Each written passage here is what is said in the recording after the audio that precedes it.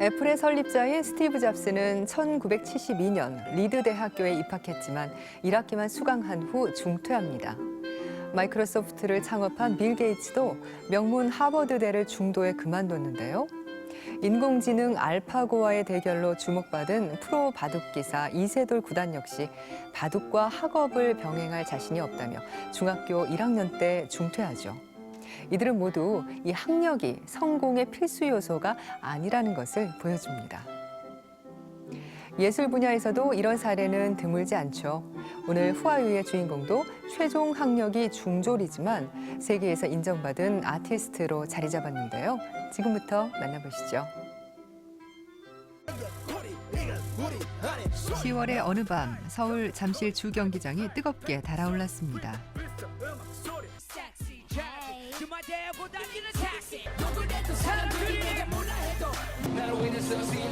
최근 대세로 떠오른 힙합 뮤지션이 총출동해서 젊은 관객을 한껏 들썩이게 만들더니 콘서트 무대는 또 한 번 대변신을 합니다. 바로 최신 패션 모드가 장악하는 런웨이로 변하는 거죠. 이 특별한 조합을 시도한 건 올해 처음으로 개최된 서울 패션 페스티벌. 무대 뒤엔 조바심으로 모델들을 지켜보는 한 사람, 바로 이 페스티벌의 대표 무대를 만든 패션 디자이너 최범석이 있습니다. 국내는 물론 뉴욕 등 해외에서도 매년 컬렉션을 통해 일찌감치 인정받은 그는 20, 30대 남성을 타깃으로 무심한 듯 세련된 남성복을 만들고 있죠. 그의 창작의 산실이자 아지트인 작업실.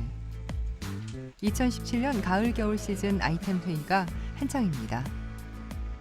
뭔가 요런 데다가 좀 재밌는 메시지를 좀 주면 좋을 것 같아. 2017년 하반기 아이템의 주제는 인간의 본성인 양면성. 다양한 의견을 나누며 1년을 앞서 생각하고 움직이는 작업이 그에겐 즐거움이죠. 올해 몇 월 며칠이지? 그러면 17년이라고 얘기를 해요. 저는 17년에 살고 있으니까 1년 앞서서 하니까 그래 17년에는 더 좋아질 것이야. 18년에는 더 좋아질 것이야. 이런 그 작은 희망이 더 생기는 것 같아요. 오늘보다 내일 미래를 사는 디자이너 최범석. 그가 맨 처음 세계에서 주목을 받은 건 한국 브랜드 최초로 뉴욕 컬렉션에 진출한 2009년.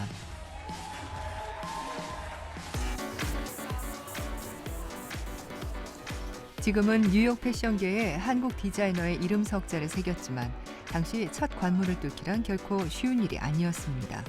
하지만 남다른 근성이 그를 버티게 했죠. 제가 뉴욕을 한 1, 2년 정도 노크를 해서 들어간 것 같아요. 2009년도에. 뭐 백그라운드도 없고 거기 아는 사람들도 없고 저 혼자 이렇게 막 계속 부딪혀야 되니까 대부분 사람들은 한 번 두드려서 거절을 당하면은 길을 다른 길로 돌리는 게 되게 많더라고요. 근데 저는 할 줄 아는 게 없으니까 오히려 거기만 계속 두드리는 거예요. 그냥 계속 멍청하게 두드리면 열리더라고요.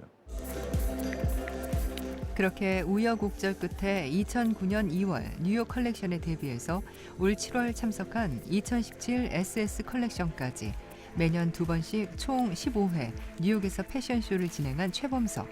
이건 한국 디자이너로서 최다 기록이기도 합니다. 그런 그의 패션계 진출은 결코 평범치 않았죠. 가난한 형편 때문에 고교를 중퇴한 최범석. 19살 나이에 홍대 앞에서 노점상을 시작합니다. 남의 가게에 담벼락을 빌려 옷을 판 거죠. 당시 그의 목표는 단 하나였습니다. 그때는 돈이라는 욕망에 사로잡혀 있었던 때였어요. 어떻게 하면 돈을 벌어서 우리 어머니 일 좀 덜 하게 하실까. 어머니도 노점을 평생 하셨거든요. 그리고 저도 노점을 하는 게 너무 싫더라고요. 그래서 열심히 벌어서 지붕 있는 곳에서 장사를 하자. 그때 10대는 그게 꿈이었었어요. 처음엔 단순한 옷 장사로 출발했던 그가 자신이 직접 옷을 만들어서 승부를 보자고 방향을 선회한 건 계기가 있었죠. 강한 척은 하지만 이 안에는 정말 할 줄 아는 게 아무것도 없던 청년이었었거든요. 왕십리에서 제가 원단을 꺼서 처음 봉제를 해서 제가 아무것도 아닌 티셔츠지만 손으로 직접 만들었을 때 그때 뭔가 뜨겁게 뭔가 난 할 수 있다라는 할 수 있을 것 같다. 나는 분명히 할 수 있을 것 같다라는 그게 딱 나오더라고요. 정말 그때 그 티셔츠를 안 만들었다면 지금의 저는 없었을 것 같아요. 그렇게 독학으로 디자인한 옷을 무기로 그는 21살 때 동대문 도매상가로 입성합니다. 제가 처음 옷을 만들어서 팔았던 곳이에요. 저희 하지만 자신만의 디자인으로 야심차게 열었던 옷 매장은 별반 반응을 끌지 못하고 3년간 힘겨운 가난과 씨름해야 했죠. 그때 당시는 너무 제 중심적이었던 것 같아요. 안 팔리는 옷을 매일같이 만들었으니까 그 다음에는 안 팔리는 거를 피해야 되겠다 하고 만든 옷이 잘 팔리는 옷이 나온 거죠. 당시에 제가 한 3, 4년 정도 배가 쫄쫄 곱다가 한 달 딱 엄청 팔고서 어머니 아버지 집을 그 반지하에서 올려드렸으니까 엄청 많이 팔았던 거죠. 이곳 동대문 도매상가 중심 빌딩에 여전히 자리한 이 매장은 그의 첫 출발지이기 때문에 애착이 특별한 곳입니다. 원단시장하고 뭐 공장들이 저한테는 학교였으니까 그게 다 동대문이었었어요. 그래서 저한테는 고향이자 학교인 곳, 그리고 생계의 텃밭이었던 그런 곳이니까 저한테 되게 소중한 공간이죠. 그렇게 동대문에서 크게 성공했지만 그는 거기 머물지 않았습니다. 2002년 우연히 스텝으로 참가한 파리 컬렉션에서 해외 패션쇼를 본 이후 정식 디자이너로서 데뷔할 결심을 한 거죠.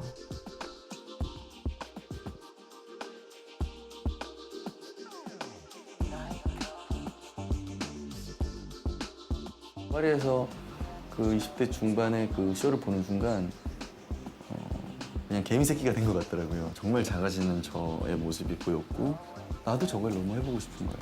나도 저기 너무 해보고 싶고 나도 저런 사람들 안에 있고 싶은 거예요. 그는 결국 2004 서울 컬렉션에서 정식 디자이너 데뷔쇼를 치르게 되죠.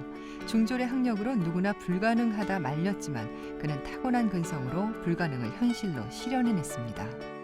너 같은 애가 어떻게 디자이너가 될 수가 있어? 가 첫 번째 반응이었고 두 번째 반응은 돈이나 벌어. 더 화가 나더라고요. 그래서 계속 이제 그 협회 회장님 맨날 찾아가고 맨날 가서 두드리고 학교는 없으니까 집안도 없고 제가 할 수 있는 건 표현할 수 있는 방법은 옷을 만들어가는 것밖에 없잖아요. 그러니까 그렇게 했던 것 같아요. 그렇게 어렵사리 서울 컬렉션에 진출한 이후 그는 바로 해외로 눈을 돌립니다. 그리고 2006년 모든 디자이너들의 꿈의 무대 파리 컬렉션에도 당당히 진출해서 국내외 언론의 주목을 받은 최범석. 곧이어 파리 프랭땅 백화점, 르봉 마르쉐 백화점까지 한국 디자이너 최초로 입점하게 되죠. 우리가 너를 대학을 보냈다면 얼마나 지금보다 더 훌륭한 사람이 됐겠니? 라고 그렇게 아까워하세요. 아버지한테 두 손을 탁 잡고 얘기하죠. 아버지가 대학을 보냈다면 저는 쓰레기가 됐을 거라고. 사람들이 얘기하는 그 컴플렉스와 긴박함, 절실함. 그 절실함이 저를 이렇게 만든 것 같아요. 오히려. 네. 삼청동 갤러리와 미술관이 즐비한 이곳은 바쁠 때도 그가 자주 찾곤 하는 산책로입니다. 사실 감각이라는 게 쓰면 쓸수록 받으면 받을수록 이렇게 커지더라고요. 그래서 시간 남으면 항상 이렇게 재충전하러 나와요. 오늘 짬을 내 들른 전시장은 좀 특별합니다. 군더더기 하나 없이 단순미가 돋보이는 가구. 이곳은 동양화를 전공하고 건축가로 활동하는 디자이너 김백선의 전시장인데요. 서로 다른 분야지만 그래서 더 자극이 되는 것이기도 하죠.